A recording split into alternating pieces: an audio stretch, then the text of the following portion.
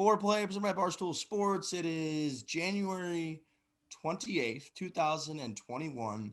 I get real slipped up because I never know on the outline that I send if I should put the date as the date the podcast is going out or the date that we're recording the podcast. And I kind of mix it up, and I've tried this year one of my New Year's resolutions, which seems incredibly small in scale, but is to be consistently putting the date of the podcast as the date that it goes out. So this show, even though we're speaking on January 27th to one another via Zoom, this show will be airing and is currently airing in your eardrums on January 28th, 2021.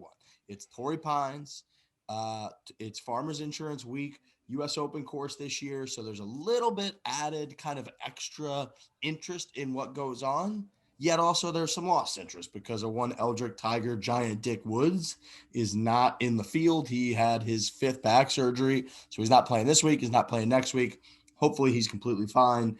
But it's still Torrey Pines. It's really the first, in my opinion, the first real test of golf weekend of the year. Where like the Hawaii swing is kind of a joke. Like it's fun. It's Kapalua. It's Waialae. Like, where there's people in fucking canoes and there's Davis Love is out there fishing and that guy's swinging his paddle trying to do shadow swing. It's kind of a joke.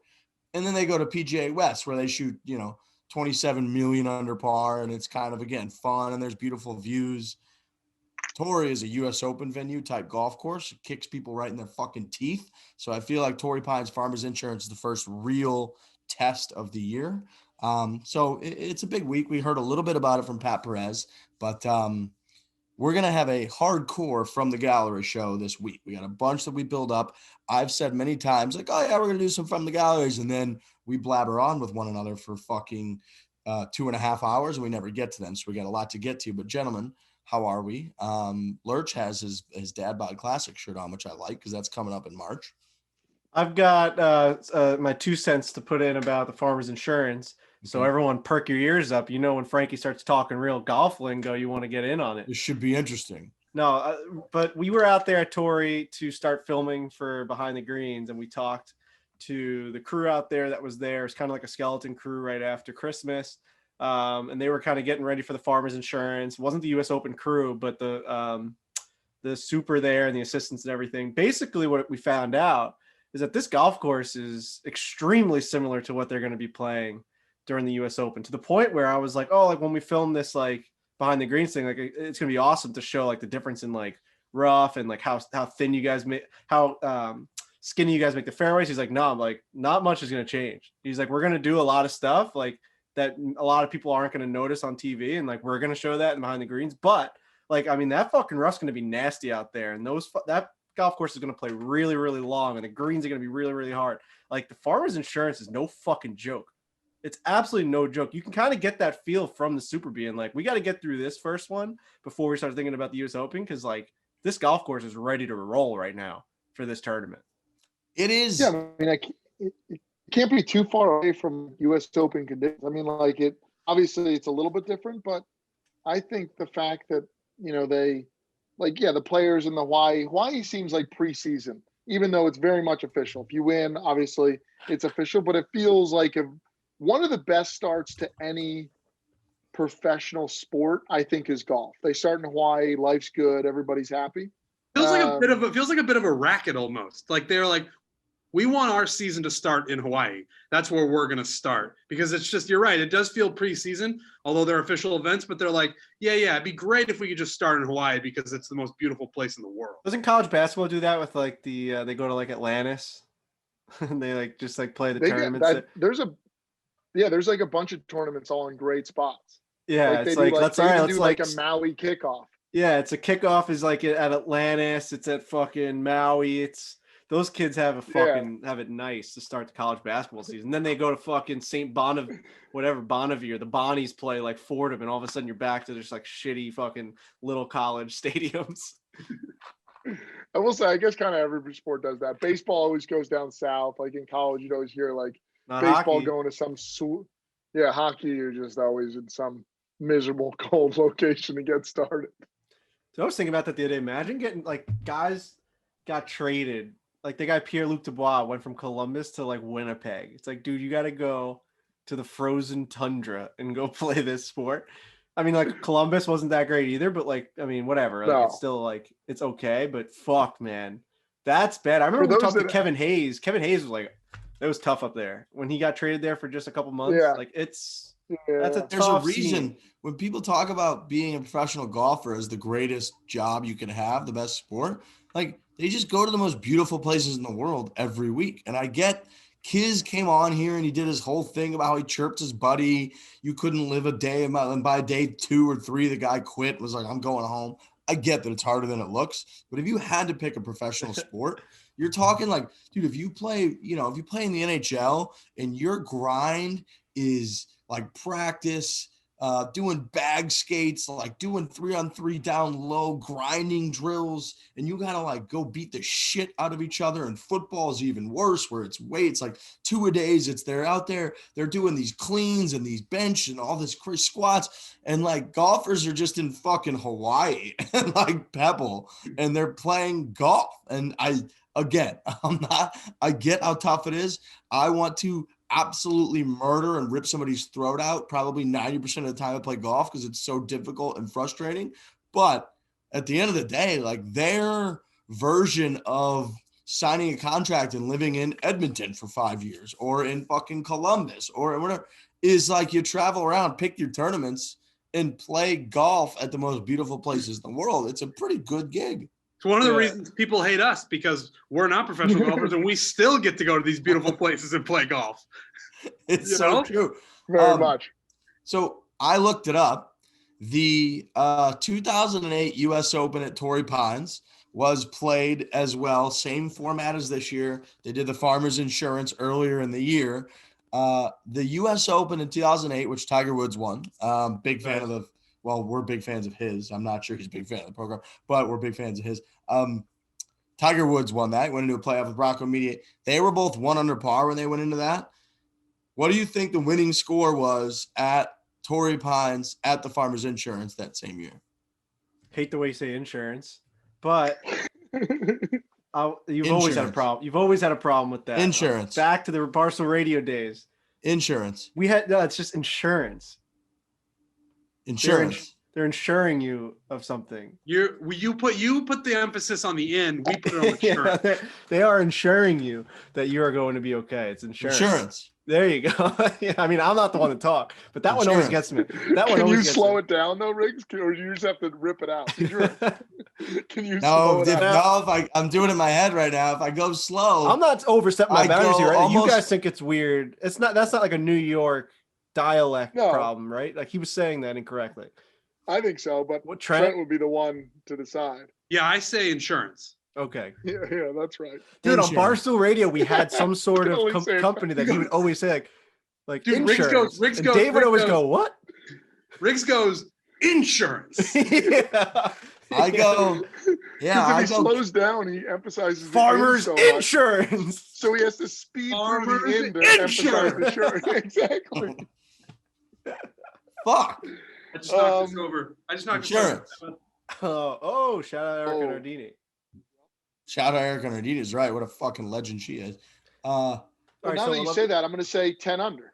Something like, Yeah, I'm gonna assume that I'm wrong about everything I just said. now I It's gonna feel be like like it's 22 under. 21.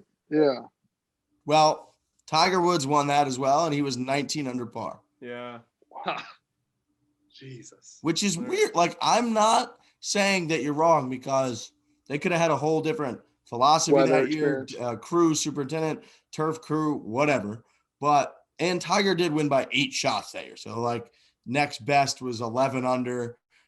That's still pretty tough on the PGA Tour. I mean, we're looking at guys, to finish in the top 5 this last week. You were like 22 under par, whatever the hell it was. And so it clearly plays tough on a year in, year out basis. But Tiger Woods won the tournament at 19 under, and then, 6 months later won the U.S. Open at 1 under, which is outrageously different. That's pretty good That go. is. And they It's also, incredible. you should factor in, they do 1 round at the North Course, but I don't think the North Course plays crazy easier. Like, it plays easier, I think, but it doesn't play, I don't think it plays like 5 shots easier. Like, I think it plays a little bit easier. Do you know if the weather was the same? I mean, because if not, they changed the golf course. I don't know any of that information. I didn't know if you did either. Well, I don't, but what I would say is generally in California, it's pretty similar all year round. Like there's, in terms of like temperature and the consistency. Yeah, I agree with that. It feels like when you talk to someone in San Diego, it's 65 and sunny. And like, it's just like, why even ask the question? Yeah. But we did just talk to Perez the other night, and it looked like there was a hurricane coming through. So I feel like the bad is really bad there. And so I didn't know during the Open, but I remember that it was certainly with Rocco, like the final round and the highlights that you see, it feels like it was nice weather too, from what I remember. So I don't think that would have slowed them down at the Open. True. Perfect plug to just watch the behind the greens and see what they do to change from the Farmers Insurance to the U.S. Open. You know, perfect plug. Yeah, it's well done, Frankie. I can't believe how smoothly you guys say insurance. Like I just don't. Farmers Insurance, man. I'm just gonna say Farmers. Can I just say Farmers? Farmers. Yeah. Yeah, you can just say Farmers. That's fine. Yeah. I think we prefer it. I think that's just a better place to go. I'm gonna say Farmers. So we were extremely impressed with Torrey Pines. I don't think we really talked about it for whatever reason, but when we were there a month or so ago, 3 weeks ago, we walked onto the property. Bethpage is our is our Torrey Pines, right? Like Bethpage is the people's course of the New York tri-state area, Long Island. It's iconic. It's got U.S. Open pedigree. It's got PGA Championship pedigree. They're having a Ryder Cup there. It's extremely difficult. It's got the sign. Torrey Pines is the Bethpage Black, the people's course of sort of, Southern California. But I still think that I hadn't fully grasped how just visually stunning it is.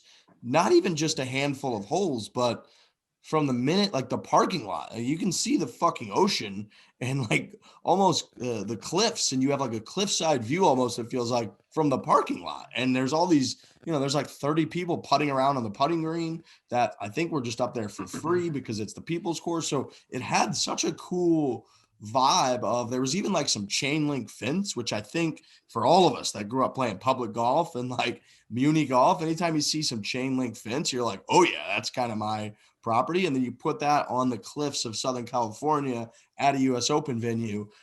It was just really, really cool to see Torrey Pines. And I think we were all a little bit blown away from it. Lurch and I had a nice little date out there. I didn't know if you want to bring it up, but I mean, we had a fantastic couple hours together in a golf cart. We got a meal. Yep. And we tucked ourselves away from the golf course, but still on the property of Torrey. And we're just overlooking the cliffs. Trent, I think, had maybe a soup. You had a delicious tomato soup, and I had a chicken panini. And the two of us just sat back and enjoyed the sunset. And we're kind of amazed at the property that you say. Like, we were on the north course and we drove to the south course, or maybe vice versa. And then we found another little area where, again, we were overlooking the par 3 down the hill that usually plays to like 240 yards. It's a brutal par 3. But yeah, the course is incredible. And when you compare it to, what we have on the East Coast, it's just incomparable. I mean, there's nothing like when you think about that versus Bethpage and just the parking lot experience and what you see. I mean, what the hell are we doing out here in Long Island and New Jersey almost? Let's not shit on Bethpage. Let's pump the brakes on that. Bethpage is a hell of a property. I mean, they have a fucking U.S. Open golf course right down the block from Borelli's. But yeah, I can't agree more. I think it's a visually stunning, and it takes your breath away type place, which doesn't happen many places. Pebble Beach, it's usually that like Monterey Peninsula, that whole area. I've always argued that like, a Pebble Beach is just more stunning to me than like a place you can just build in Iowa. So like being at one of those places at Torrey Pines is always fun for me, being able to see like those fucking cliffs and how they just built a public golf course amongst the cliffs. It's a 1 in a million type place. I fucking love Torrey Pines. We haven't even played it. Right. We basically had to drag you off the property. Remember the sun started to come out, and we got to put the bird in the air. I was in full blown behind the greens like mode, and we were filming for the first time just getting a feel for like what we're going to end up shooting and interviewing guys. And we had this fucking bird up there. We had these 2 drones flying around, and it was like windy, and it was like a little bit overcast. It was still beautiful, but just like windy, overcast. And then as we got in the car to go to the airport, which our flight was like 11 hours after that, because Trent had to go fucking watch The Bachelor, we all rushed in this car. And as I put my seatbelt on, God and like Pegasus like wiped away all the fucking clouds, and the most beautiful sunset came over that hole on the south course that you're talking about, that goes all the way down the hill, and the sun's beaming through the clouds and hitting us just slightly in the eyes. You're like, what the fuck? One of the guys on the property said, "Oh yeah, we're gonna get one of the best sunsets of the year tonight."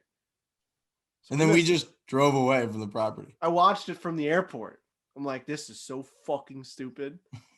Because I remember were you in my car? I was driving, I made a wrong turn. And so we went right near the harbor, and there's this road near the airport that's like literally right on the water. You overlook the boats and the sun. It was one of the most beautiful sunsets I've ever seen. Yeah. And we're just in a car where we don't need to be. We had need to be just back at the course filmed creating content. 10 seconds earlier. So it's like, yeah, it was tough. But luckily, San Diego's type of place where you're just going to get that mostly every day. So yeah, that whole part of that whole state, to be honest with you, is almost like you feel like it can't be a real place that humans live, right? Like it's almost a visitation or a vacation place, like the whole place. And you're just like, well, no, that can't, like, it's too vacation-y, it's too chill, vibey. It's like, no, we're supposed to be miserable. We're supposed to be like hardened and living in these shit places where, like, when we get lucky a few times a year, we escape somewhere where it looks like this, but this can't look like this all of the time. Yet the whole ambiance of Torrey Pines was that's where people went, like, after grinding at work. They just showed up there to chip and putt around on those greens, or to get in 9 holes. Or if they snuck away from work on a Tuesday, they could pay the fucking $60 or whatever it is, jump out at Torrey Pines and play. And that, to us, with those views and how high up it is, was just wild. Like, I wasn't expecting it to be as elevated as it is. When you add, like, when you're on the water, right? Like, Long Island's pretty flat and you're just kind of on the water, it feels like. But Torrey, you're above the water. And when you're above the water, it just adds another element that we're not used to. Feels good. Speaking of like suns and all this shit, I've been fucking watching that show, The Cosmos. Yeah. By that motherfucker Neil deGrasse Tyson, because I got so many people messaging me about that. Because honestly, the moon fact blew people's brains, that they've never seen the other side of the moon. A lot of people laughed at Lurch's expense about his dumb comment, which was fun to see. You said, let's go to China and let's just look at the other side of the moon. Let's not forget that. I didn't think we were rotating. Yeah, there's a few things. I thought we were rotating against each other in my brain. Anyways, we don't have to go back. No, maybe go to Florida. Incredibly dumb. Go to Florida, see the side of the moon, or like move around the country and you'll see different areas. I don't even think you understand my logic. Well, Lurch, you should want to get off this topic as soon as I do. Yeah. Anyway, apparently when we see a sunrise, it's actually like a mirage, because the sun isn't coming in perfectly where we're seeing it in real time. It's actually hitting the atmosphere, and we're seeing it maybe 3 minutes earlier or later. I can't remember which one it was, but you know what I mean? It's almost like when light comes into the water and it kind of just like fucks it. Like it distorts the view. Yeah. So like we're actually, when we're seeing that sunrise, it's not the moon. The sun's actually not right where we're seeing it. It's a mirage. Guess how long it takes sunlight from the sun to reach Earth? I don't want to answer that. It's either going to be no time or more time than I'm thinking. Let's say, I'm going to say 29 seconds. Oh. A minute and a half. I'm going to say 3 minutes. You guys weren't horrible. 8 minutes and 20 seconds. Yeah. So we're always seeing, so every sun we see is 8 minutes old. Every time we look up at the sun. That's right. 8 minutes old. That shit fucks me up. So Cosmos, the biggest thing. I mean, I almost threw up when I watched it. It's if you're thinking about watching Cosmos, don't unless you're prepared to have everything you've ever thought about or wanted to think about questioned. I mean, like, yes, this is like scientific people saying like their theories and ideas, but to me, like what they're saying is factual because I'm just watching a show and they're speaking to me and I'm just like retaining the information. When this fucking guy in like one of the first episodes starts just pulling back and showing us just how fucking small, like, bro, I legitimately was like, no, like as if you're watching a sporting event and the opposing team is coming down the ice for like a breakaway. I was literally like, stop holding on to my walls. Dude, like for anyone that's seen the original Cosmos, not the original, I know there's another dude, but like the original Neil deGrasse Tyson, he shows these like fucking little galaxies inside these little water droplets. And then a million water droplets are fucking going down a river. And I'm just like, you're telling me that that's what we're in? We're somewhere in there in this river of endless galaxies, right? Like our galaxy is endless. The Milky Way, endless. Oh, that's debatable. We debated the border of it. No, I'm saying like our galaxy, like the Milky Way, is so fucking far that like we can't even fathom getting out of it. And there are endless amounts of those galaxies within this one little water droplet. And then there's endless amounts of those little water droplet things everywhere, right?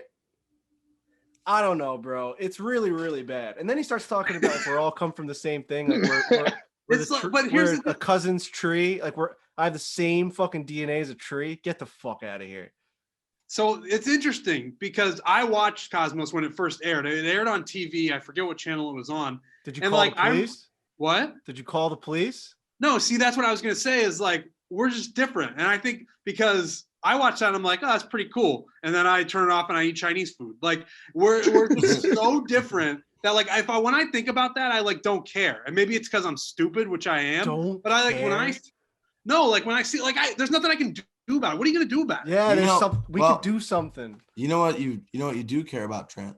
What? Owens Mixers. Hell correct. Yeah. Owens Mixers, boys, I gotta tell you, at Pinehurst this week at the Rossi, it's been flowing. There's a lot of people that hadn't had it yet, hadn't had it before. They're blown away by the transfusion. They're blown away by the mint cucumber lime. People were even drinking Palomas. They're going, can I get a little tequila? Can I get a little grapefruit and lime in there from Owens as a little ode, as a little nod to my guy Lurch, because he's in the dumps after saying one of the dumbest things ever been said in the history of podcasting about China and the other side of the earth. We just go over to China and see it. So they're really trying to help the guy out. Say, I'm going to go with Paloma. And they love it. They fucking love it because Owens is absolutely delicious. Dude, imagine a moon on top of a ball. Imagine this right here. And you're just going to tell me to go around this water bottle to see the other side of this fucking thing? Dude, the visual representation killed you. Here's the Earth. The visual makes you look like a fucking moron. This is the moon. Yeah. The moon will spin. So obviously it rotates, and that's why I thought we'd see the back. But you just held the wallet still. Held the wallet still. The Earth isn't just like. I thought this would be rotating the opposite direction. No. Right. So anyways, that was my point. Palomas, though. Point is, I'll have a Paloma. The Paloma around Frankie and him. Become a little bit of a sympathy drink in Lurch's case in this situation. So that's fine. If you want to do a sympathy drink, just use Owens, put it in with your favorite liquor, maybe toss a little ice in there, and voila, you have yourself a delicious cocktail. You can make all kinds of different drinks. They'll tell you how to whip them up. They'll tell you which ingredients work. They got mules, which I love a nice Moscow mule, a vodka mule, all kinds of good stuff. So do yourself a favor, go on over to Amazon, look for Owens and the transfusion. Big price drop for the product, 1 day ship anywhere in the country.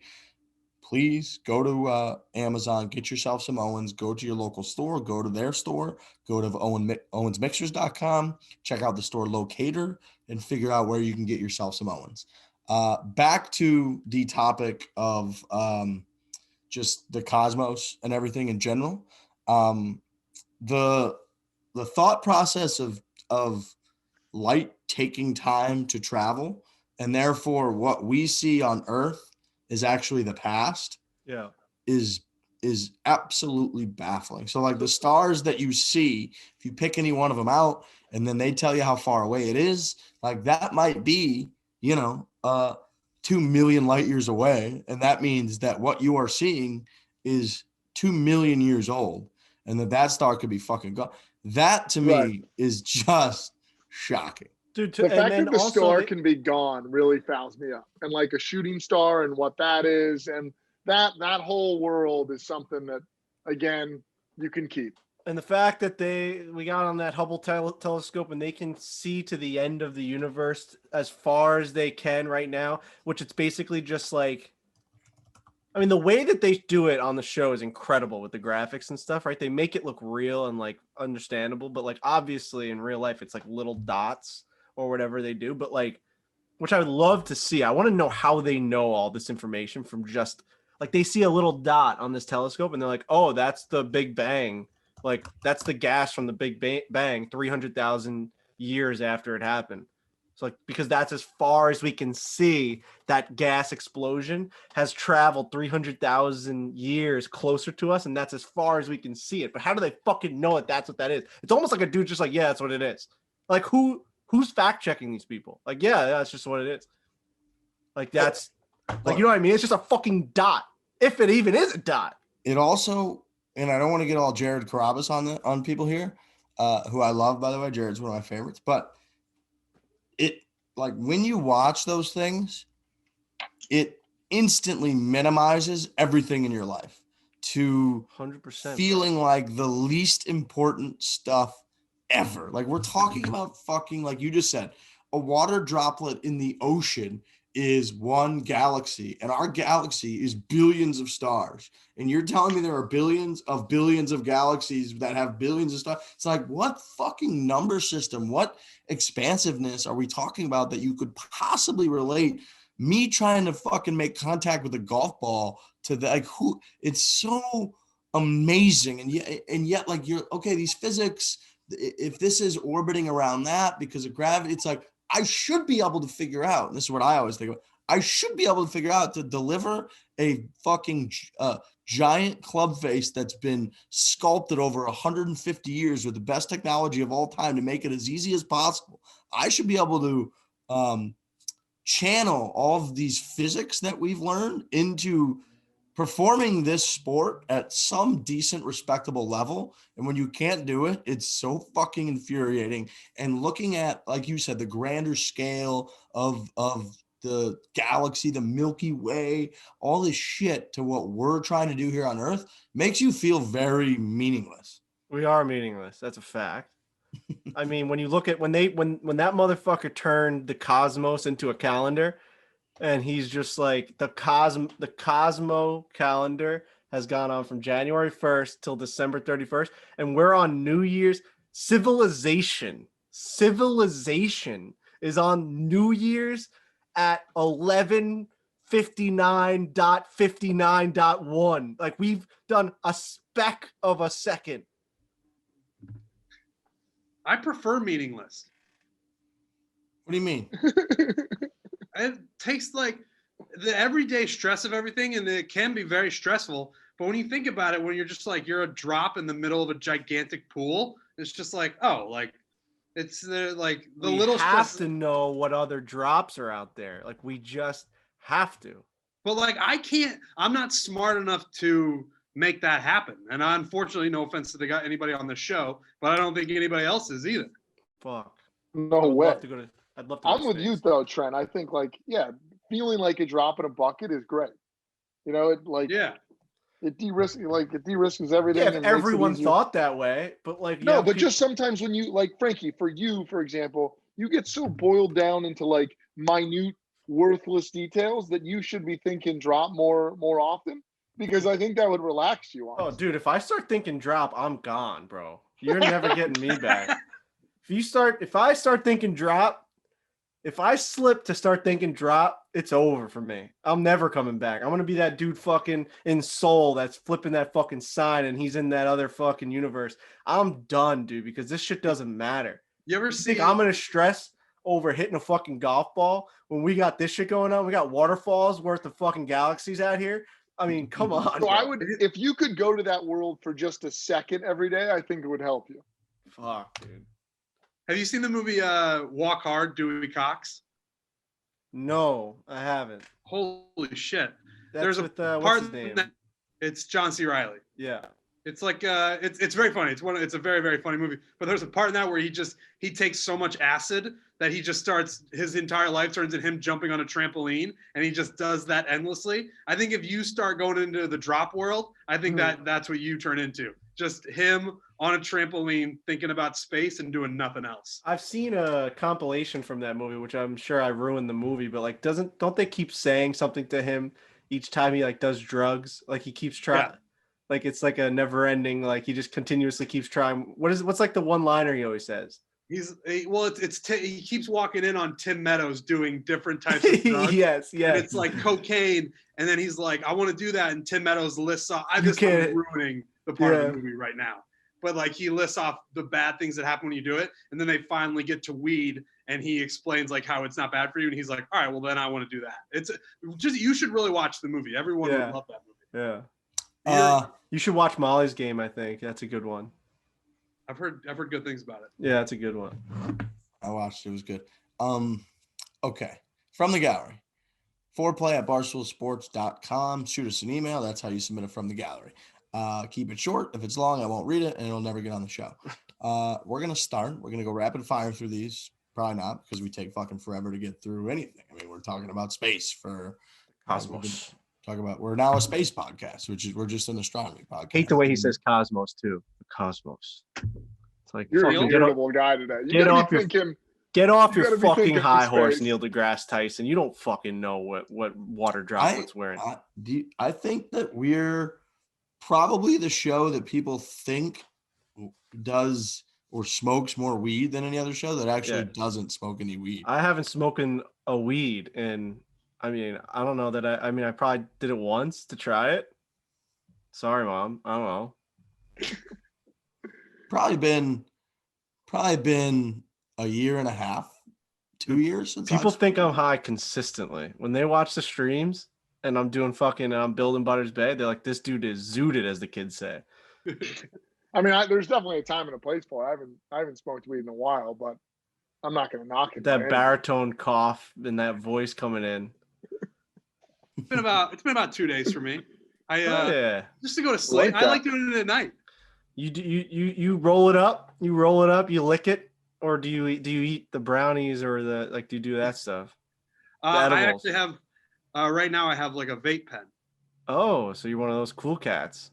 Right, you can do it inside. It doesn't smell up the joint. Yeah, it's good right before bed. It helps you relax. A THC. Oh boy, is that what that is? THC, yeah, no, it is. Oh boy. From the gallery, first one from John. John says, "Is Kevin Kisner a top 500 golfer of all time?" How long has professional golf been around? Realistically, 100 years. Like, I know it's tricky because in those, 20s, 30s, 40s even, there was like Bobby Jones never turned pro, but he was the best player. So it's a little tricky. So let's say roughly 80 to 100 years. Try to think, because like if you divide it up amongst the top 25 players of each era, like he's a top 25 player right now in his era, right? Like in his time playing, or no? I don't think so. Even if he's on that line, I think he's definitely top 500, because there's just not enough guys have been even around the top 25 for that long. Right. I think he's without question the top 500. I mean, so really 500. Yeah. So a top 25 on a decade basis would get you what? 525 for 20 decades. So you're talking 200 years of top 25 guys. Right. Yeah. Now double that, even if he's not top 25. Right. Double he might be a top 250 guy. Right. I think he's definitely, dude. There's not that many guys over the years of golf that have been around the top 25 in the world. I mean, It's that like- math I just did was incredible. By the way. Incredible. I'm impressed by. I don't even know if it's right, but I was impressed by how you made it work. It could be wrong, but It was so above me, I didn't even listen to you. My gut told me no, but I just because it seems impossible, but not right. really. Like, here's what I would say.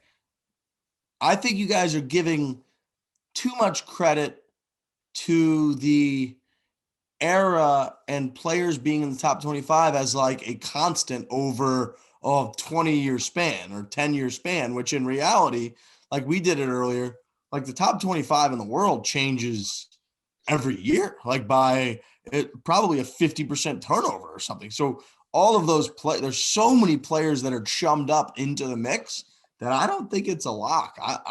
Now, what I would give more credit to would be like, if you argue that each generation gets better and the players are better and the fitness and the studying of swings on camera, then like, you know, if you subscribe to the fact that like, well, technically Phil Mickelson's the second best player of all time because like he was just right behind Tiger and Tiger's the greatest of all time. So Phil was better than all the other generation, whatever. Then like Kiz is a no-brainer top 500. But I think if you really looked at pure numbers and you looked at wins and like world rankings and everything over all time, I don't know that he would be. So my logic is simple in the fact that it's just like it's a number. I mean, he's been in the top 25 for what, the last like seemingly last 10 years? No, not even close. Since 2012, he hasn't been right around the top 25.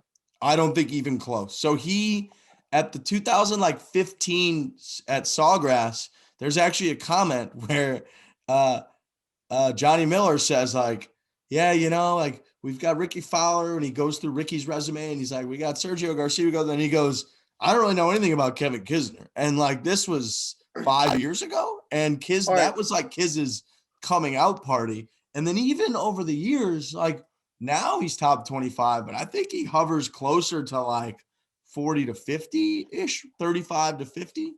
All right. So my logic then would be, all right, so I think he's been within the top 50 for that time. So if that's the case, he's been in the top 50 for the last 10 years. No, it's not 10, dude. Like 6 years ago, he was on the web.com tour, or 7 years ago. I got to look into that. I think since it's like almost impossible to nail down a specific number, I think the right way to do it is like he's generally a 25 to 50 player from whenever he got in there to when his career is going to be over. And that's like his era. Like there's no denying that Kevin Kisner's era of golf will find him within the top 25 to top 50. Can we all agree with that? Like that was his playing on the PGA Tour. He floated between 25 and 50 on average. No? So that was, Frankie, going down that path, that was like mine and your logic was, right. Okay, so if he's been in that bucket, I would say generation flips over every like 10 years. So then because the Dustin Johnson's ahead of him, but he's staying there. Right. And so you got 25, you've got 25 golfers per 10 years, and that adds up to call it, 200 years roughly. But like, here's what where it gets tricky for me is like, so Kiz's first major he ever played in was the 2014 US Open, which he missed the cut. So like he wasn't anywhere near top 50 in the world before then. Got into one major in 2014. So he clearly wasn't top 50 in the world that year at all because he only got into one. In 2015, he didn't even play in the Masters. And then he got into the US Open, the PGA. So let's say from like so it's been 5 years that he's been top 25 to top 50 in the world. And, there's so many guys to me that have come in and out during that time that were like older guys that had better. Like I would look at, would you say, and here's a wild example, would you say like Anthony Kim is a better all-time golfer than Kevin Kisner? No.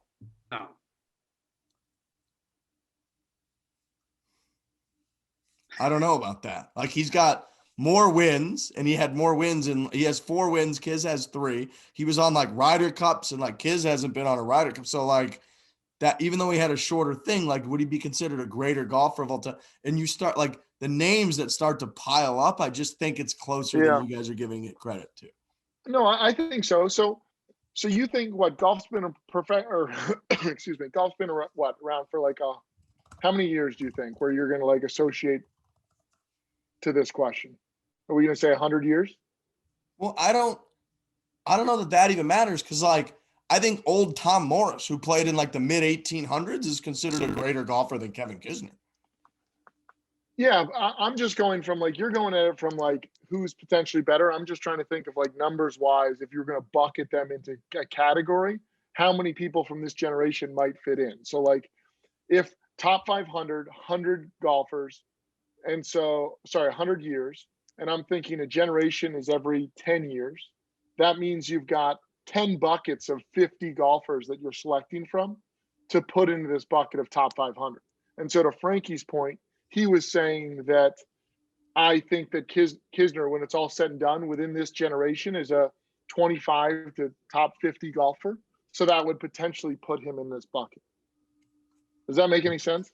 Potentially, but that's what we're here to debate. Yeah. No, and I know. I mean, because you really, I mean, I'm sure there's a case for a lot of people, certainly between like 300 to 700, where it's pretty washy. I agree with that. I think what makes this a great question, why I picked it, is I think his is somewhere between like 350 and 700 of all time, and figuring out like if he's actually in there or not is very interesting, because people will debate forever. Like, is Phil Mickelson a top 10 player of all time? Is Tiger Woods? But then we're like, no, who's top 500? You're like, wait, what? Like, what? My whole brain has to reconfigure what we're looking at here. And I'm not convinced. I'm not 100%. I love Kiz. Love Kiz, but I'm not convinced Kevin Kisner is a top 500 player in the world. So I just looked, there's 225 major winners out there. So I think instantly you throw those people on top. Like, you want a major. Really? I don't know. It'd be tough for me not to say that you're above Kisner. I mean, I know that's hard because like the Charles Schwartzels of the world, the people that just like show up and leave. But like Charles Schwartzel's not a better golfer than Kevin Kisner. I know but I think he's still, that major gets him in the discussion of that realm of golfers. So hard with golf. It's not like hockey where you just go based on points. The longevity's huge. You almost need to like equate points to, I mean, I'm sure the golf rankings does that, right? They do like points off of it, but you have to go back 100 years. And like, even if guys didn't play as much, like that's against them, right? Like Kiz plays more tournaments, he gets more points, like that. Like we should have like a point system based off of where they've ended up in their career. Like if you went back and added the official golf rankings of 1932 season, like and the number one player there like got whatever, I don't know, 40 points, but Kiz, who's a 35th ranked player in the world, now gets 35 points. Like all of a sudden, because he's playing more tournaments, he's finishing top 10s more. Like I think someone needs to do this. I won't, because it's way too much work. Too much work. But if someone fucking goes back and applies points to every season that there's ever been of the professional golf tour, I mean, good on you. And then get back to us with the data. Question for you: Gary Woodland or Kisner? Oh, Gary Woodland. Okay. I mean, you're just going off names, Gary Woodland for sure. Right? No, I mean, he's won one major, like I know, but just Gary Woodland's just a better. I mean, he's just a bigger name. U.S. Open. I mean, I'm in the same bucket. I'm just trying to get where everybody stands. And he's like Schwartzel. Gary Woodland has 4 tour wins. One of them's a U.S. Open. Kiz has 3 wins, no majors. Like that's just instantly Gary Woodland. Yeah, he ain't no Charles Schwartzel. Charles Schwartzel catching a lot of. How many wins does Charles Schwartzel have? And how often do people confuse him with Charles Schwab? I'm going to say not particularly often. He has 2 PGA Tour wins, 11 European Tour wins. Is that what it is? I was having a tough time spelling his name. Yeah, I was too. I just pounded the keyboard through it and got to Schwartzel. Just open the Google. Right, and you're show just- It's you. like one. You know what this sounds like? Sounds like one of those hard Bavarian pretzels. You know the ones that you get in that brown box. Sounds like a Yes. Schwartzel. I don't know. Is that what's the company name on the? You know those hard salted pretzels? They're really hard ones that you'll break your fucking tooth on. Oh, What is that? Sourdoughs? No, they almost. The name reminds me of Schwartzel. Is it fucking Schwartzel? I can picture the bag. It's not really a bag. It's like a brown box, like a rock hard box. Snyder's. What? Whoa. Snyder's. Maybe. Snyder's, Frank. Snyder's, yes. All right. I mean, it's an ass. Schwartzels. If you hear that, it's like Samsonite. Swammy. Samsonite. We'll talk about Kisner, Kevin Kisner. You might not know this, but I'm going to tell you right now. Kevin Kisner wears Peter Millar. That's just what he rocks. You can tell because he looks very, very good on the golf course. And that's actually over the last year and a half, maybe. I can't remember the exact time frame. But that's just what Kiz chose to wear. And Peter Millar, of course, helps him out. He didn't necessarily have like a sponsorship deal. I think maybe he's getting closer to it now, but he just knew Peter Millar is the best material, the best clothing, the best gear, the best apparel that you can wear in the world. So we went with Peter Millar. Brandt Snedeker, Peter Millar guy. Their newest tour player, the 2019 U.S. Amateur Champion, Andy Ogletree, who we've talked about on this show a good amount. There's been a few different instances where people have been telling stories about him. Total star, going to be rocking Peter Millar, as do we. Right now, I'm wearing the Perth Peter Millar pullover with the little Pinehurst. This was a gift at the Rossi tournament, which people were absolutely raving about. Painting was a gift, Todd. The way you said that. That is one of the funniest lines, by the way. Painting was a gift, Todd. Dude, So good. no one When he is says, no "I'm one taking it with better. me," No one better at delivering lines with their face, the inflection in their voice than Vince Vaughn. He is the GOAT at delivering comedic lines. He really is. I mean, Four Christmases, people say Jeff D. Lowe says it's a 45 on the buttered ratio. You watch Vince Vaughn's face in that movie, and it's just pure comedy. That is clearly a hysterical comedic line, and he drops it so seriously. Like, the painting was a gift, Tom, I'm taking it with me, is so he's great. But anyway, speaking of gift, Perth, Peter Millar pullover, it's in the Hall of Fame. It's in the rafters when it comes to clothing items, is the Perth Peter Millar pullover performance material with the power of moisture wicking, 4-way stretch, easy care benefits to keep you comfortable. Get a head start on golf season, stock up on Peter Millar items for the golf course. I know my friends in New England aren't thinking about golf weather. Trust me, when you want to get out in that nice day in February or March, you're going to need layers. You're going to need different items. Nobody does layers better than Peter Millar. Visit petermillar.com/4. You can see our favorite items. We got a whole list curated. So go to petermillar.com/4. Their EB66 5-pocket pants, their sateen pants are awesome. So they just make the best stuff. Big thanks to Peter Millar for helping us out throughout the entire year, supporting us. And it's very clear, like I said, that guys like Kevin Kisner, like Brandt Snedeker, like Andy Ogletree are Peter Millar guys, and so are we. So big thanks to Peter Millar. We've got Tom. Tom says, if Tiger Woods had to take the worst score he has had on each hole of a golf course, i.e. his worst score on each hole at Augusta National, is there any chance you could beat his final score? So essentially, like, if you play Augusta, Tiger Woods plays Augusta, but you're going from his worst score on each hole that he's ever made, could you actually beat Tiger? Just making a 10 on 12. Yep. He's got a 10 on 12. That's the first thing I was thinking of. We could probably pull this up. What's Tiger's worst cumulative score at Augusta with like the worst he's ever shot on each hole? You think we can pull that up? Well, I don't know that you could pull that up. IBM Watson. I mean, I should have said the data's probably out there. Yeah. Yeah, we could figure it out eventually, but that'd be a tough one to get. Yeah, Trent, hold on 1 second while we're on the pile. Let me go look through every single scorecard that he's ever had. Let me pull my pants so I can kiss my ass. Hell yeah. Oh. What do you think the score would be?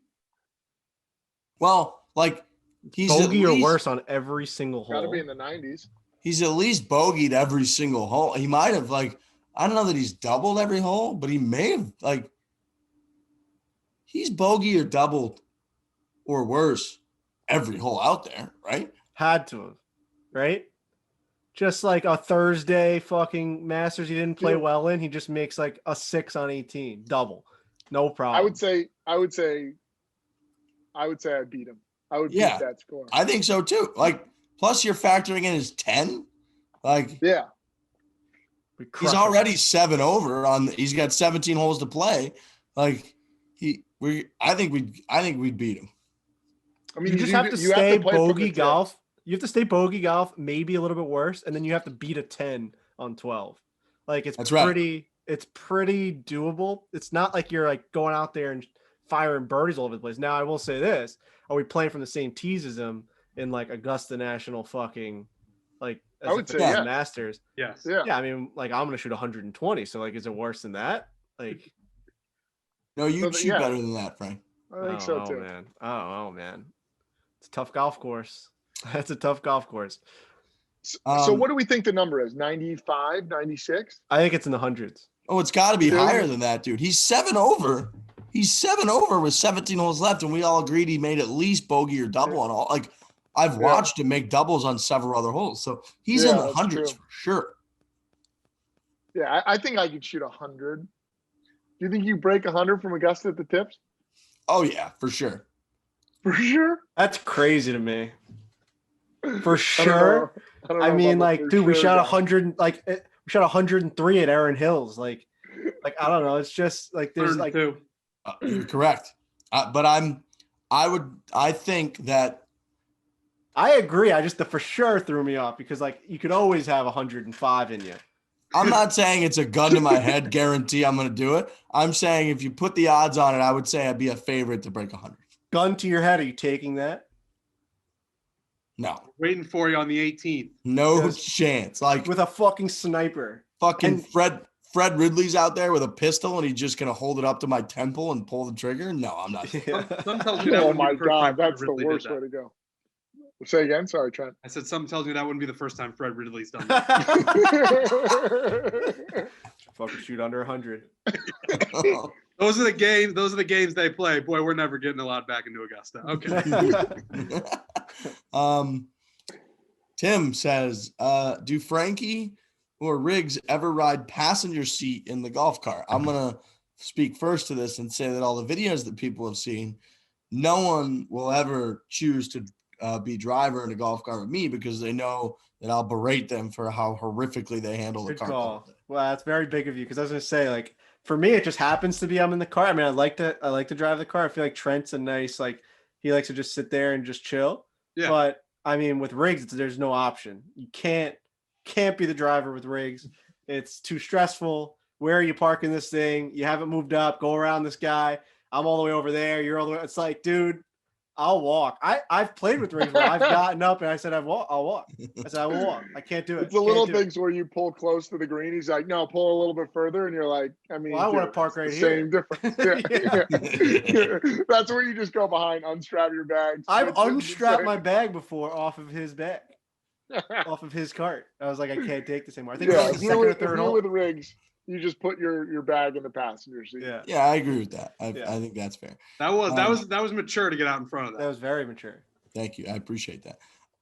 Heath says, which is feels like there needs to be some stronger letters in that name, Heath. Yeah. But Heath says, why haven't you guys sponsored like a breath? Sounds like a warm breath.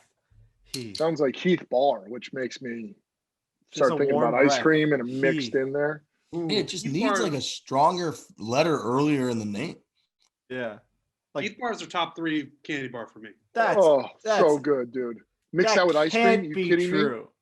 Brother, let me tell you something. In a little blizzard, a little Dairy Queen blizzard. Cold Stone Creamery. You get cake batter with Heath. Yeah. Fred Ridley could shoot me after I get done eating that. It's so good. Dude, that's your top 3 bar for you is Heath? Might be number Heath's 1. up there. He's up there. Yeah. He's got a palate. That's a guy with a palate when you start talking about Heath. Heath, Heath, the iconic Heath, says, why haven't you guys sponsored a PGA Tour player yet? And who would you sponsor? Now, I brought this up, put this in because we get a ton of, with the Justin Thomas situation, we've gotten a ton of tweets, endless tweets of people demanding that we, Dave, Erica, Barstool Sports, Foreplay, sponsor Justin Thomas. And very important to note, like, Barstool Sports does almost no marketing. Like, we don't pay for marketing. I actually saw somebody asking, tweeting if we pay players to come on our show, which is a no. Like, we never paid anybody to come on our show. But we don't, Barstool doesn't pay for marketing. We actually had an offer a couple of years ago. I think it was right around 2 years ago, maybe a year and a half ago. We had an offer, conversations with Jason Duffner and his agent about sponsoring Duffner's hat. If you remember, he's wearing a different hat like every fucking week. And he was doing he had Cavaliers when they were playing at Firestone. He's doing all this stuff. And, you know, his agent came to us about doing, and I brought it to Dave, and Dave and I had a call with his agent about the Duffner thing. And Dave was like, no, we're not paying money to put our logo on a hat. Like, if you guys want to do a co-branded hat that we could sell, and we'll do a rev share on the hat, that might make sense. But we're not just going to pay to put our logo on somebody's stuff, because pretty much like our marketing or our logo or our branding sort of markets itself. Like, people like Stewies are out in the wild. They're at tournaments. They're in the crowd. Like, I know it's COVID, so it's a little different. But Barstool, and now it's brought up a ton with the sports book, where you've got these other sports books that pay hundreds of millions, tens of millions, whatever it is, in marketing, in Barstool, to grow the Barstool Sports book, where we're in Michigan now, we're in Pennsylvania. Like, we don't, and Dave says this all the time, we spend no money on marketing. Like, our marketing engine is us. Like, we're big, we're out there, we're on video, we're on camera, we're on Twitter, we're on Instagram, we're doing all shit. So in theory, like, Dave actually pays us and pays our salaries and pays what we do. That's like the marketing dollars, because we're supposed to grow Barstool Sports, get it in the news, get it in front of people, represent the brand well, put out good content. And that in and of itself is going to grow Barstool, not us paying like $1 million or $2 million to Justin Thomas to put Barstool Sports on his chest. So all, like, that's never even been in the realm of consideration for us. Right. The only time, especially recently, that I've ever seen Barstool think about something like that was when the Buffalo Bills stadium naming was up for whatever they had to, like, that was open. And Dave was like, yeah, I'm interested in that, because he loves Bills Mafia, and Bills country is very much Barstool country. But other than that, it's exactly what Riggs is saying, where we just do it. We don't have to pay for marketing, because we have people who are so active on social media, who are active in the real world, that we just don't really need it. Yeah, it's not even that. I mean, like, we also don't do stuff like that where it's like buying billboards and T-shirts and stuff. I mean, we go out and get guys like Logan Paul. Like, he's a new acquired name that, like, Barstool Sportsbook, he's gonna be pushing Barstool Sportsbook. Like, he's a big fan of the product. He thinks that it's gonna go to the moon, and he's like, I want to be a part of this. Like, that's how Dave gets people to push it, because like, they actually enjoy the brand, they want to be a part of the brand. So that's a big difference. We have real followers. People have always asked me, how does Barstool make money, and like, whatever, like, these other, you see these people on like social media that have hundreds of thousands of followers and stuff, and then they don't have like real followers. Every single person that follows what we do is a real person with a story and a paycheck that's coming. Like, they're actual human beings, as opposed to like bots that just like go out and just like, you're talking to them right now. I mean, right, like, endlessly watching like ESPN and just like consuming information and not caring about who's telling it to them. They care about who's telling it to them on this show. And like, that's why it works, where it's just like, oh yeah, just push Barstool Sportsbook, because your fans actually like care about what you're saying, as opposed to just going out and get it. Justin Thomas would just wear our fucking logo and not give a fuck. You know what I mean? Like, it's just, what's the point of that? And there have been, in recent months or I guess couple years, maybe there have been little one-offs here and there, like NASCAR. Like we had a NASCAR, and I believe the way Dave explained it on radio and all that, like that we paid for that. But those are extremely rare, and we have like a partnership with NASCAR, so all of that stuff gets kind of factored in. And like Trent said, with the stadium, with Bill's Mafia, there's a whole backstory. And if it did start to skew that way, like, yeah, we would bring it up to Barstool, but that's not our fucking decision. Like, you think myself and Trent and Frankie and Lurch can be like, oh, we're going to go pay Justin Thomas to put like, what fucking planet are you living on? So no, that's just not really in our repertoire right now. If it ever got to that point, that would be really sweet. But right now, man, we're relying on you guys. Like when people are walking around Pinehurst or Eisenhower Blue or whatever, wearing Barstool Golf stuff, wearing our Barstool Golf hoodies, like that stuff does as much for our marketing as anything.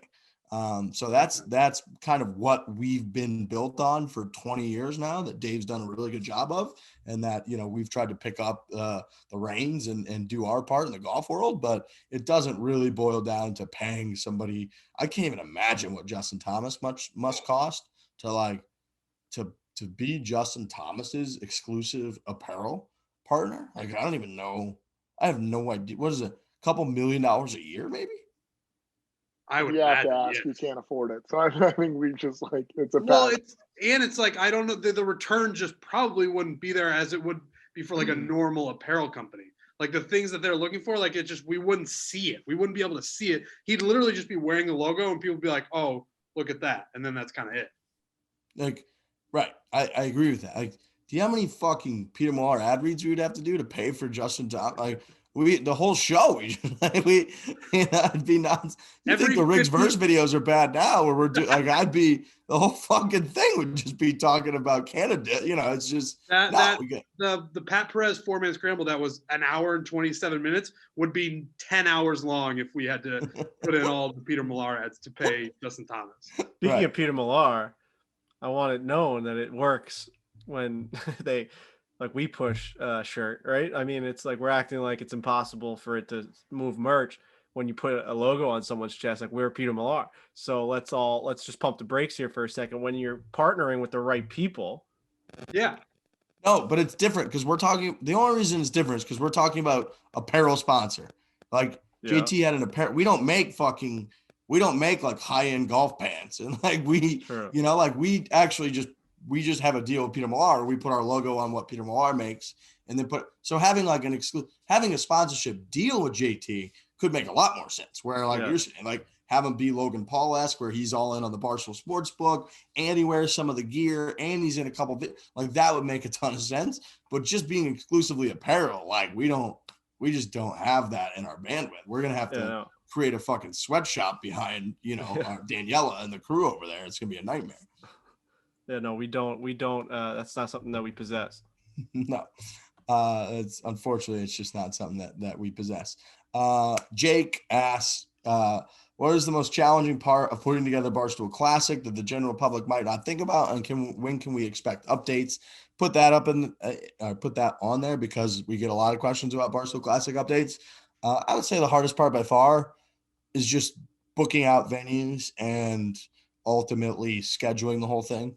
Like I look a lot, my whole life, I've always looked at like when the new NHL schedule comes out and the world's normal, I'm actually stunned that someone can figure all that stuff out. Like the fact that one team isn't just double booked one night, or that they're not booked on a night when there's supposed to be a Justin Timberlake concert, like all of that scheduling type of stuff, I find to be fascinating that human beings could just figure that out. And then with the Classic, like we have to do that because this year, we're going to try to do 25 to 30 events this year.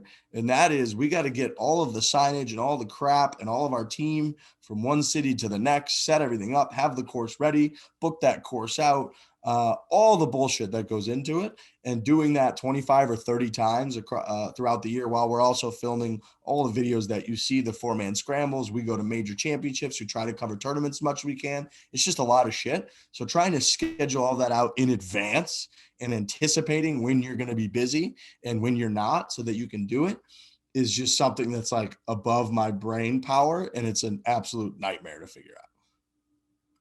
Do you guys agree with me on like sports scheduling? with COVID now too, you see in the NHL, like Carolina got a bunch of their games canceled and rescheduled, and they just released like their new schedule, and it's like they're playing they're playing this team, the Columbus Blue Jackets, on this February 9th, and then they're playing them again in March. They have to figure out all that shit, and yeah, like being able to structure every team to go in a certain way, like up the East Coast and up to Canada and across they all make the LA trip and the San Diego, you know what I mean? It's crazy to me. I feel like baseball is probably the easiest one, right? Because they stay there. Yeah. Like, dude, hockey schedules are insane. They are just, they're in the rink, they're on a plane, they're in the next city. They have a practice the next day, they have a game, they're in the next city, and you have to be perfect. You can't miss anything. It's amazing. And now Barstool Classic is not on that level, but even there being a little bit of an element to it just makes it, again, like that's sort of like what we handle, and our very small Barstool Classic team, that's what we handle. So I would say by mid-February, people should expect a lot of Barstool Classic updates.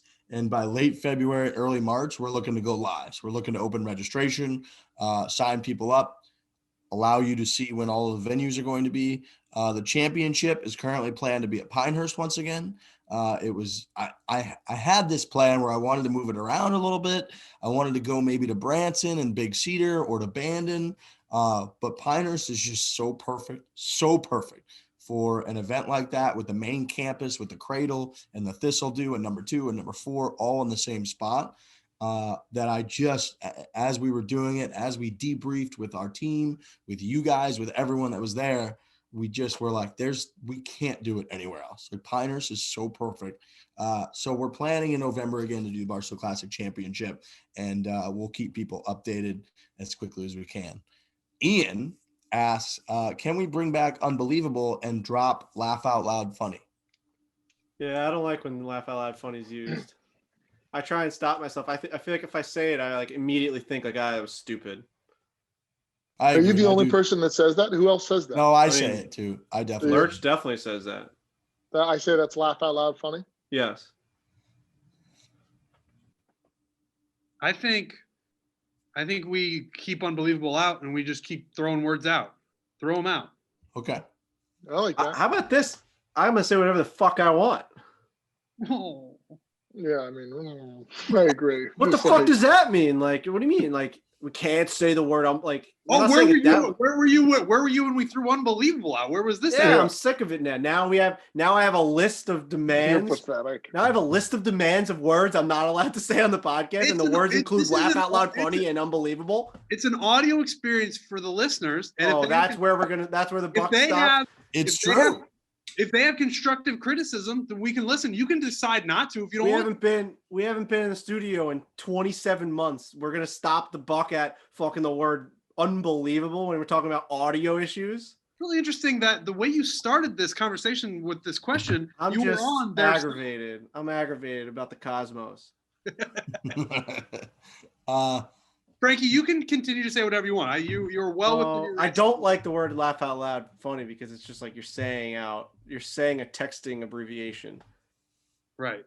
I think it's like, dumb. boy, I'm really laughing my fucking ass off at that joke. Like Nate Dogg says LOL. That's kind of funny when Nate Dogg says it. Yeah, if it's done in a funny manner like that, for sure, but it's just tough. Chad, this will be our last one. Chad says, is it acceptable to go play bucket list courses by yourself? I'm getting older. I need to start checking them off my list, but I didn't get into golf till a little bit later, so I don't necessarily have a solid group of guys who will go travel or play with me on these trips. So is it acceptable to go play bucket list courses by yourself? 100%. I mean, like, especially if I was traveling for work and I was in an area and just like had my clubs, or I knew I was going to be somewhere, I would go as a single and go meet up with a couple guys and have a great experience. I mean, I think it's definitely better to have, your boys with you. Like, golf is all about like the experience that you're within, but I mean, there's a good chance that if you go somewhere as a single, you'll meet 3 guys and have an incredible round and incredible experience with those people and meet 3 new friends. So I'm in the camp of 100% yes. I mean, I think it can be better with your buddies, but I think it's a fine way to go about it. Yeah, I mean, I agree. I actually did this. I mean, I went to St. Andrews a couple years ago. Right. Went literally by myself. Was fortunate in that my boy Matty, who's Toronto-based listener to Foreplay, just reached out and was like, hey, I'm actually, I think he said he's recently divorced. I got nothing going on. Like, fuck it, I'm going to go too. And he showed up and we played a couple rounds together, met a few locals and had a great time. So, yeah, I mean, I think if you're into golf as much as we are, as much as it sounds like you must be to go play bucket list courses, it's a no-brainer. You absolutely go, show up. It's kindred spirits, right? Like in golf, a lot of people that you meet are going to be like-minded folks that like the stuff that you like. And so you're going to meet people. It'd be very unlikely to meet people that fucking suck. Definitely possible, but it'd be very unlikely, I would say. So overall, you're probably going to meet some cool people. You're going to have a great time. You're going to have those memories, and it's better than not doing it. So why wouldn't you do it? Yeah. Since we are just a drop in the bucket, I feel like you should just go experience whatever you can experience. But the other side of that is that like everyone goes to bucket list courses to either like show that you've been there or like experience it with your friends. So it is a massive part of it where you're just experiencing something without anyone and like no one. It's just like that whole Instagram life where it's like, oh, look where I am. Like we all can act like we don't care about that, but everyone does care about that. Like, showing people that like you're having a good time and you're with your buddies and you're at fucking Pebble Beach. Like if you're just there by yourself, it's like, look at this loser fucking out there in Pebble Beach. Like, yeah, like you don't have one friend that can come out to a fucking all-time golf course with you.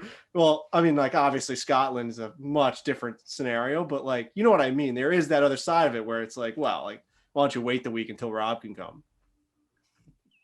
Yeah. Maybe. Boy, you killed that guy. You are on.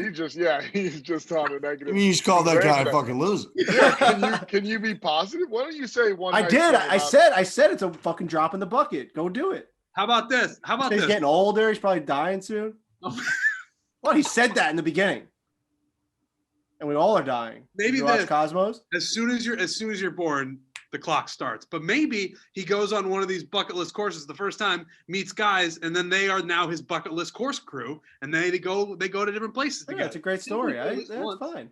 That's a great story. It's a great story. What is that saying? Where it's like every second we're closer to death than we were to. Yeah, that has been your motto the whole show. No, that's been his motto for his whole life. I mean, what are we doing here? My thing that fucked me up one time that somebody told me was, like in this moment right now, I'm as old as I've ever been and I'm as young as I'll ever be. Yeah. Yes. That hurt my brain the first time I heard it. Fuck that. Yeah. Yeah. All right. Hit it hard. Hit it hard. That's a tough way to end it. Hit it hard. Happy as I've ever been. All right, hit it hard. We forgot, folks. We want to talk to you and tell you that you're supposed to go subscribe to our YouTube channel. It got dark there too, and I'm sorry.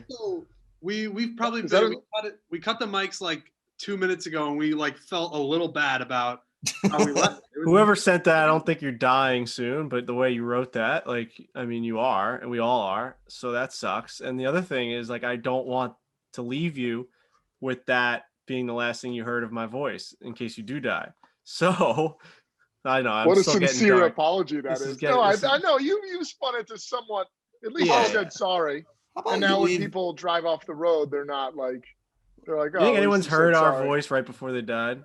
Oh, let's Jesus, again. God, let's leave the positive stuff where we're supposed to spin this to the three of us, maybe. And you. All right, everyone, pick a goddamn name. Trent, we used your name last time. There was a couple Trents out there. I got a couple tweets about that. Ben and Riggs and Trent, go give yourselves names, and I'm gonna think of one. This is who has to go subscribe. This is roll call. We're calling you out. Don't be the only asshole that doesn't. And we're talking right to you. If you're out there and you're sitting at your fucking desk or you're driving to work and you are named Jim or Jimmy or any fucking variation. What about James? What about James? James, you're in. Put your name in the bucket. Go to our YouTube channel, Foreplay Golf. Hit subscribe. You, Jim, James, whatever. Jim, James, you've been called out. Subscribe. All right. Listen up, Richard. I'm talking to you. All right? I'm talking to you, Richard. Woo! Listen to this podcast right now, and we just put out a great Pat Perez 4-man scramble. It's a great video. Everyone is talking about how good it is. It's great from a production standpoint. It's great from a banter standpoint, and it's great from a match standpoint. So, Richard, you're listening to this podcast right now. Go subscribe to the Foreplay YouTube channel. Do it, Richard. Do it. I'm a Nick or Nicholas guy. Short and simple. Doesn't have to be long. All right. You might be doing other things, but when you're just about to go to bed at night and you have that like last thought that's kind of fleeing from your head, I want it to be this one. It's as scary as that is. I want you to open up your phone, go to the YouTube channel, subscribe. So Nicholas out there, I'm speaking to you right before you close your eyes for the night. All right. I'm talking. This is going to be dark. Please don't be the name that just You don't want asked to be that named question. this person. Who was that person that just asked that question about traveling alone? What was their name? Don't Chad? worry about it. I don't want to bring it up. I'm talking to you, Jeffrey, you piece of shit. Jeffrey, you're fucking lazy. Your family fucking wants you to do more. And you know how you can do more, Jeff? You fucking subscribe to Foreplay on YouTube. All right? Do something with your life. Get on the fucking Peloton. Go walk around the block once in a while. And while you're doing that, subscribe to the fucking YouTube page called Foreplay Golf. Be a better version of yourself, Jeff. It's time to get off your ass. No more excuses. It's your time. Take life back by the balls and start that journey by subscribing to Foreplay Golf on YouTube. See you later. I'm gonna add one more. Since for the ladies out there, now I'm gonna add Kim. If your name's Kim or Kimberly, and I know there's some Kims out there that fucking listen to the show. Yeah. Go subscribe right now. We're talking to you. Now, we've clearly used 12 male names at this point, but we're trying to get as many listeners and subscribers as we can. And we know that our listener base is quite dominantly male. But you haven't escaped us, ladies. Kim, all you Kims out there driving around, you thought there's no chance in hell. No chance. We're throwing out Jeff, Jim, John. No chance in hell did you think your name was getting called. Kim, you just got called out. Subscribe to the Foreplay YouTube channel. Have a lovely weekend. Enjoy Torrey Pines. Hit it hard. Hit it hard. All right. That's a Good hard.